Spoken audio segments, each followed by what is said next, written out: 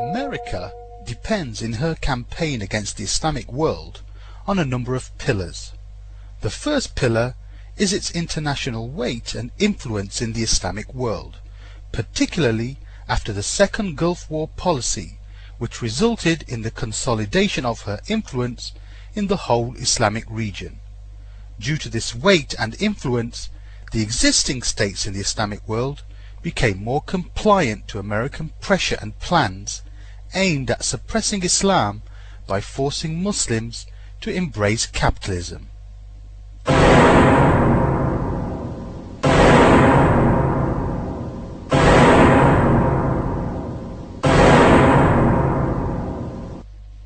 While America is the leader of the capitalist states, she ensures the others participate in this campaign. She uses their influence and their agents to guarantee the success of this campaign in the whole Islamic world, particularly as these states do not differ from America in viewing Islam as a threat to them, to their proper influence and interests. People should have confidence. This is a battle with only one outcome: our victory, not theirs. The third pillar is the international law and its tools, represented by the United Nations, its charter, and its other sub-organizations and institutions, which America employs to implement its plans and cover with the international law, and the measures which it deems necessary to take, whether these measures are political, economic, military, or other. The fourth pillar is the world media, dominated by America and her allies, which is used as one of the most deadly weapons in its campaign by using them to propagate its slogans. The media is used to distort the image of Islam and to incite the world against those who adhere to it, portraying them as fundamentalists, zealots, extremists, and terrorists. This weapon should not be underestimated, especially after the revolution in telecommunications in the second half of this century, which has transformed the world into a tiny village where the written, audible, and visual media has access into every single home.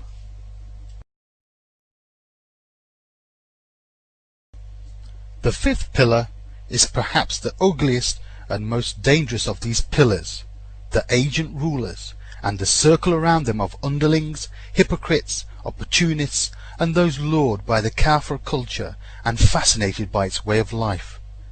This circle also includes those who pretend to care about Islam, whether they are government scholars or those presented to the people as Islamic intellectuals from some Islamic movements, who are in reality nothing more than secularists calling for the detachment of the deen from life.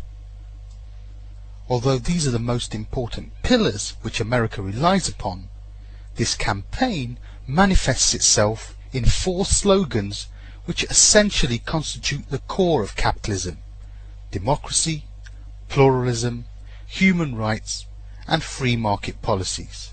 It is therefore necessary to explain the falsehood of the basis from which they emanate. This basis is the capitalist creed, that is, the creed of detaching religion from life. This creed does not result from a rational process, nor even from a logical one. Rather, it is a compromise between two contradictory ideas. The idea which the clergy used to call for in the medieval ages, namely the submission of everything in this life to the religion, that is Christianity, and the idea which some thinkers and philosophers call for, namely the denial of the existence of a creator. A compromise solution is conceivable between two similar views, but it is inconceivable to exist between two contradictory views. Either there is a creator and has prescribed a system for man to proceed with in this worldly life, or there is no creator. The mere fact that the capitalist doctrine is a result of a compromise in an issue which allows no such compromise is enough in itself to refute this doctrine for both those who believe in the existence of a creator or those who deny his existence.